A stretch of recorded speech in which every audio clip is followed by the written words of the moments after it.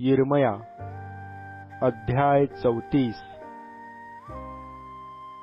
बाबेलचा राजा नबुखदनेस्सर व त्याचे सर्व सैन्य, त्याच्या सत्तेखाली असलेली जगातली सर्व राज्ये व सर्व लोक यांनी यरुशलेमेबरोबर व त्याच्या लगतच्या सर्व नगरांबरोबर युद्ध चालविले। तेव्हा यिर्मयास परमेश्वराचे वचन प्राप्त झाले, ते असे: परमेश्वर इस्रायलाचा देव म्हणतो, जा, यहूदाचा राजा सिदकिया याला सांग की परमेश्वर म्हणतो, पहा, मी हे नगर बाबेलच्या राजाच्या हाती देईन व तो ते अग्नीने जाळून टाकील। तू त्याच्या हातून सुटणार नाहीस, तर तुला पकडून त्याच्या हाती निश्चये देतील।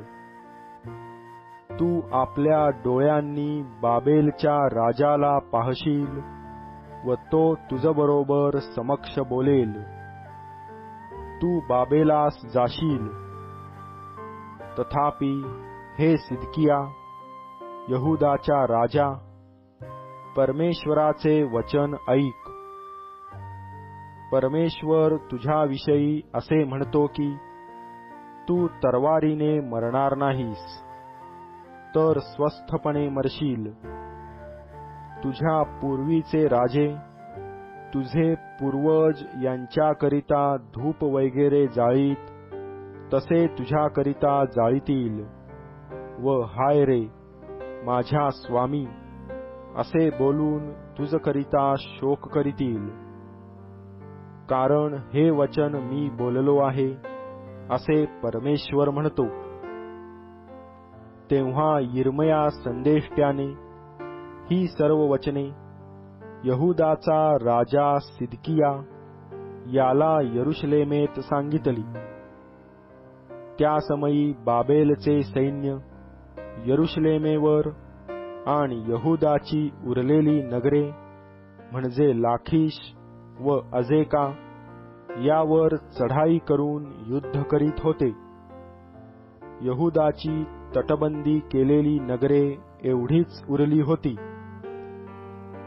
सिदकिया राजाने त्यावेळी यरुशलेमेत असलेल्या सर्व लोकांबरोबर बंधमुक्त करण्याचा करार केल्यावर परमेश्वराकडून यिर्मयास वचन प्राप्त झाले, ते हे: ज्या कोणाचा दास अथवा दासी इब्री असेल, त्याने त्याची सुटका करावी।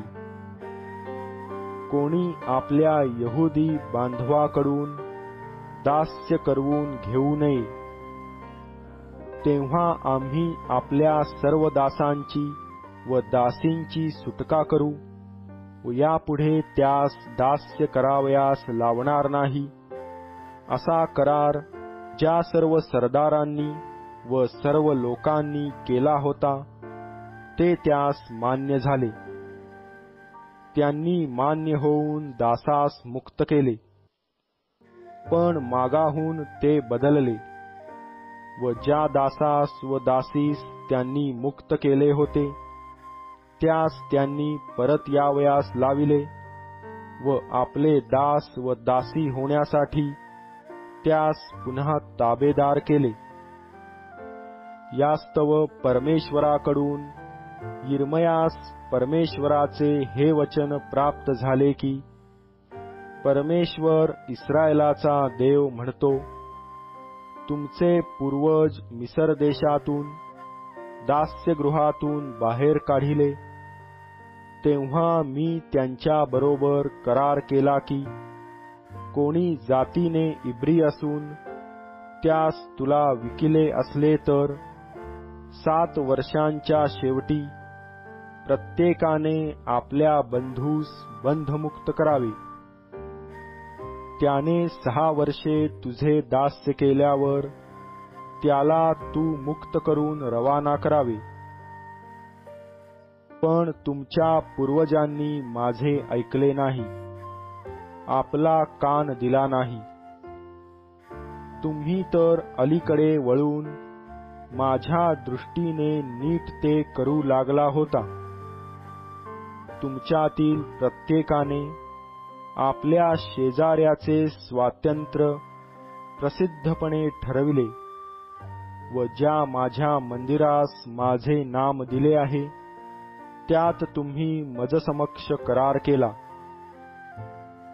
पण तुम्ही पुन्हा बदलून माझ्या नामाची अप्रतिष्ठा केली व प्रत्येकाने ज्या आपल्या दासास व दासीस वाटेल तिकडे जाण्याचे स्वातंत्र्य दिले होते त्यास तुम्ही परत येण्यास लाविले व त्यांनी तुमचे दास व दासी व्हावे म्हणून त्यास तुम्ही आपले ताबेदार केले.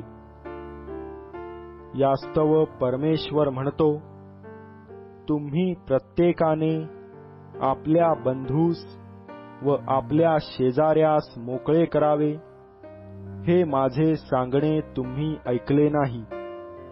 म्हणून परमेश्वर म्हणतो, पहा, मी तुम्हास तलवार, मरी व दुष्काळ यांच्या योगे नाश पावावयास मोकळे सोडून देतो.